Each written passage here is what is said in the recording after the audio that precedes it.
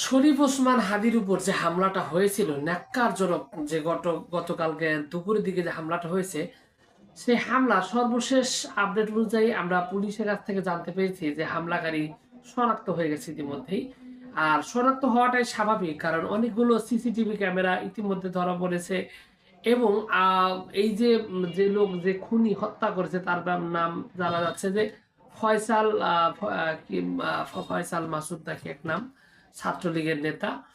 তো এই ফয়সাল আসলে মূলত দীর্ঘদিন যাবত, প্রায় দীর্ঘদিন বলতে কিছুদিন যাবতই ওসমান হাদির সাথে সে ছিল এবং বিভিন্ন নির্বাচনী প্রচারণায় অংশ নিয়েছে।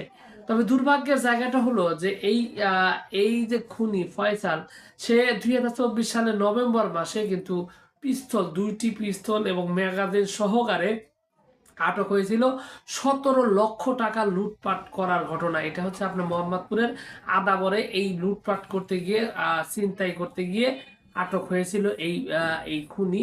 এবং পরবর্তীতে খুব দ্রুতই জামিন পেয়ে যায়। আপনি চিন্তা করেন যে অস্ত্র সহ লুট করতে গিয়ে ধরা পড়েছে সেরকম একজন জঘন্য খুনি কিভাবে এত দ্রুত মুক্তি পায়। আমরা দেখছি যে সাম্প্রতিক সময়ে কিন্তু আসলে ব্যাপক পরিমাণে আওয়ামী লীগের যে সন্ত্রাসী রয়েছে তারা কিন্তু প্রচুর পরিমাণে মুক্তি পাচ্ছে, অল্প সময়ের মধ্যে দ্রুত দ্রুত মুক্তি দিতে যাচ্ছিল।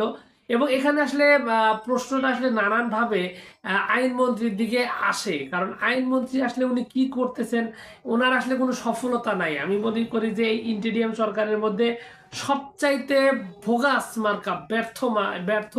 এবং শুধু ব্যর্থই না, আমি বলবো যে উনি যদি কোনো কুচক্রের সাথে জড়িত থাকার অভিযোগ থাকে সেটাও আমি আসলে অবাক হব না। কারণ উনি একজন বিশ্ববিদ্যালয়ের শিক্ষক হয়ে এইভাবে একটা গণ অভ্যুত্থানকে ধ্বংস করার পিছনে ওনার বিশাল অবদান আছে বলে আমার ব্যক্তিগতভাবে মনে হয়।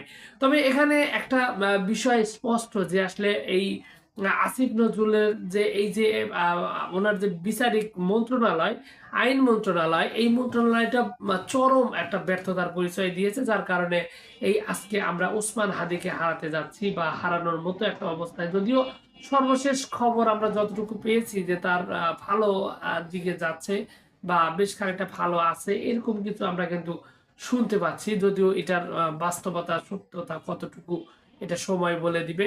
তবে বিষয়টা হলো যে এই যে খুনির ব্যাপারে যদি আমরা আর একটু বলি, এই ছাত্রলীগের নেতা মূলত জাহাঙ্গীর কবির নানকের এবং স্বরাষ্ট্রমন্ত্রী যে ছিল আসাদুজ্জামান খান কামাল, ওনার একদমই ঘনিষ্ঠ একজন মানুষ।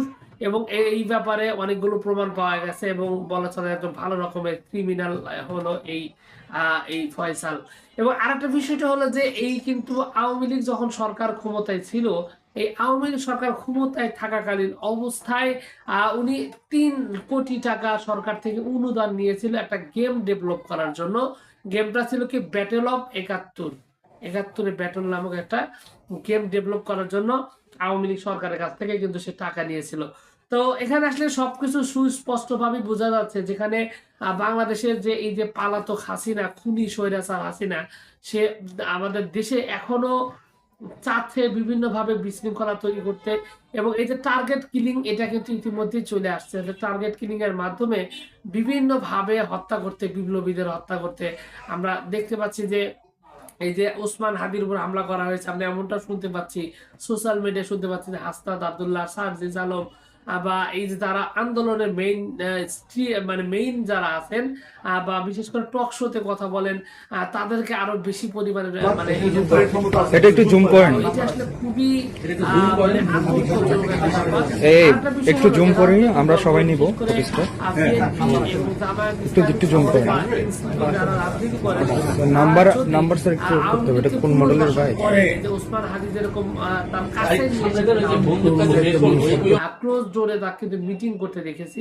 তো এইরকম যদি করতে থাকেন তাহলে কিন্তু নিশ্চিতভাবেই কিন্তু বিপদে পড়বেন এবং তাদের জীবনও ঝুঁকির মধ্যে পড়বে। সুতরাং আওয়ামী লীগ পুনর্বাসন বন্ধ করুন এবং যারা আওয়ামী লীগের সাথে মানে সরাসরি ক্রাইমে আছেন, অপরাধ করছে, তাদেরকে বিচারের আওতায় নিন। এবং আইন মন্ত্রণালয়, স্বরাষ্ট্র মন্ত্রণালয় অবশ্যই এই বিষয়গুলো গুরুত্ব দেওয়া অতীব জরুরি, অন্যথায় জনজীবন বিচ্ছিন্ন হয়ে যাবে।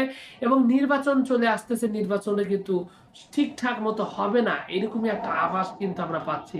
তো যা হোক, এইটুকু ছিল মূলত আজকের আমার বিশ্লেষণ। আশা করছি বিশ্লেষণের সাথে আপনি একমত হবেন এবং আগামী দিনে নিউজ আপডেট পেতে অবশ্যই চ্যানেলটি সাবস্ক্রাইব করবেন। তো আপনাদের সকলকে অনেক অনেক ধন্যবাদ। আসসালামু আলাইকুম ওয়া রাহমাতুল্লাহ।